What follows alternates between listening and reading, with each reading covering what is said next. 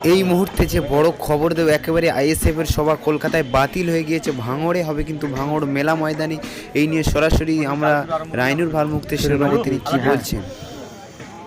আগামীকাল রবিবার Indian secular ফ্রন্টের চতুর্থ বছরে বা প্রতিষ্ঠা দিবস।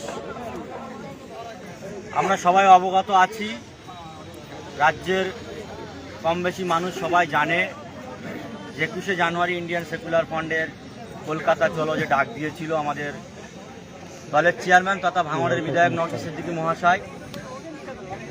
মহামান্য হাইকোর্টের রায়কে আমরা মান্যতা দিয়ে আমাদের দলের বিধায়ক, দলের চেয়ারম্যান সাহেব তিনি ঘোষণা রেখেছেন বা রাখবেন আজকে।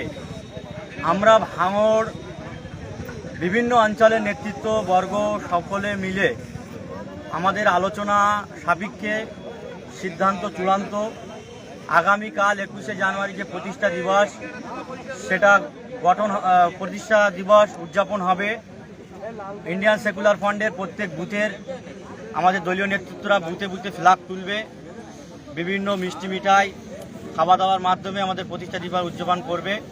সাথে সাথে ভাঙড়ের ঐতিহাসিক যে ভাঙড় বিজয়গঞ্জ বাজার মেলা ময়দানে আগামীকাল দুপুর 2টোর পরে ভাঙড়ের বিভিন্ন অঞ্চল নেতৃত্বের সহযোগিতায়, তাদের একান্ত প্রচেষ্টায় কালেকেন 21শে জানুয়ারি এখানে বিশাল একটা জনসভা হতে চলেছে।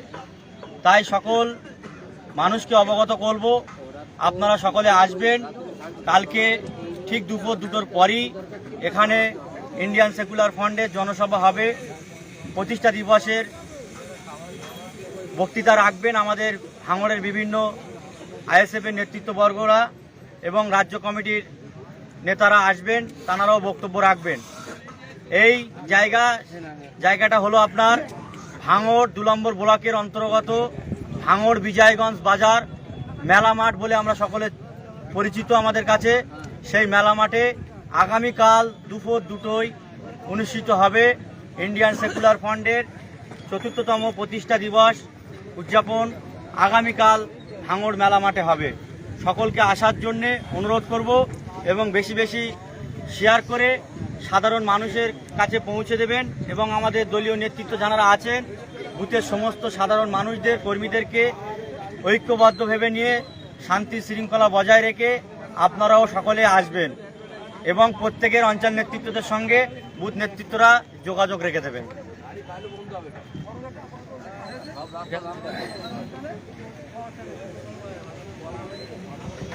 মদতে প্রথমে এই সরকারটা এসছিল, যেটা হচ্ছে আমাদের বর্তমানে টিএমসি সরকার।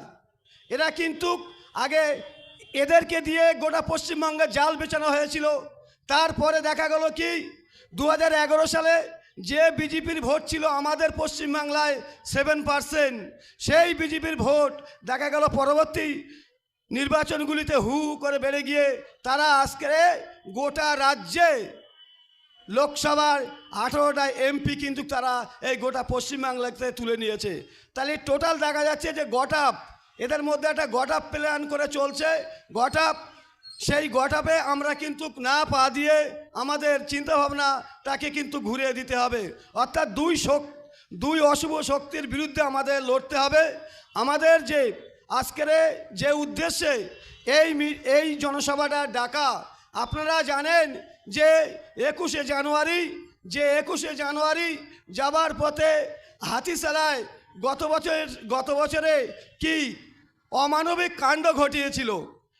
একটা রাজনৈতিক দল, আমরা একটা রাজনীতি করি, আমাদের অধিকার থাকবে না আমাদের মিটিং করা, মানুষকে বোঝানো, মানুষকে বলা, মানুষের সামনে দুর্নীতির কথা তুলে ধরা, এগুলো কি আমাদের অধিকার থাকবে না? কিন্তু দেখা যাচ্ছে এই শাসক দল ভয় পাচ্ছে, কারণ তারা তো মানুষের কোনো কাজটাই করেনি। আমরা যেই মানুষকে বোঝাতে চাইছি, আমরা যেই মানুষকে তার সঠিক জায়গাটা পাইয়ে দেওয়ার চেষ্টা করছি, তখনই কিন্তু এদের মধ্যে কষ্ট হচ্ছে। তখন কি করছে? প্রতিটা ক্ষেত্রে বাধা দান করছে, প্রতিটা ক্ষেত্রে এরা প্ল্যান পরিকল্পনা করে সেইগুলোকে ক্ষতি করার চেষ্টা করছে। আরও একটা বড় জিনিস, সেটা হচ্ছে আপনারা জানেন গত পঞ্চায়েত ভোট, সেই পঞ্চায়েত ভোটের যে কি পরিস্থিতি হয়েছিল, গোটা গোটা ভাঙড়ের মানুষ জানেন একদম ইচ্ছাকৃতভাবে পরিকল্পনা করে আমাদের 82টা আর 19টা 121টা প্রার্থীকে তারা পরিকল্পনাভাবে রিজেক্ট করেছে। 20 তারিখ পর্যন্ত আমরা নির্বাচন কমিশনের ওয়েবসাইটে আমাদের প্রত্যেকের দলের যারা প্রার্থী হয়েছিল আমরা তাদের নাম রেখেছি। 20 তারিখ 1:30টার সময় দেখা যাচ্ছে কি যে তাদের নাম পুরো ওপর থেকেই কেটে দেওয়া হয়েছে। এই 82 আর 19 101টা যদি প্রার্থী আজকে থাকতো আর নির্বাচনটা যেভাবে হয়েছে যদি হতো তাহলে আজকের এই ভাঙড়ে সম্ভবত টিএমসি বলে কেউ থাকতো বলে আমার মনে হয় না।